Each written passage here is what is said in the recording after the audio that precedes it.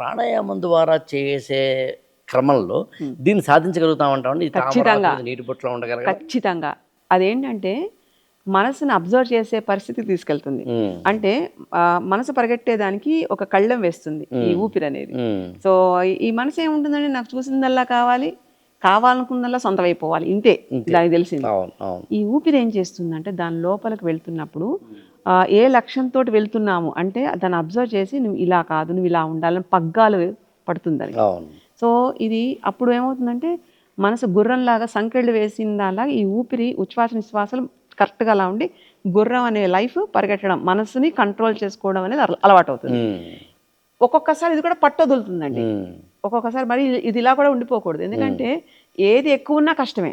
అవును సో ఒక్కొక్కసారి వదిలినట్టే వదిలి మళ్ళీ తిరిగి రాగలగాలి. అవును.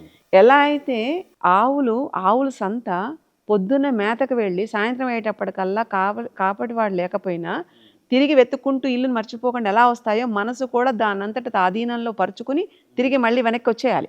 ఓకే. సో నువ్వు ఎంత పరిగెట్టు తిరిగి ఇంటికి వచ్చేయి. అవును.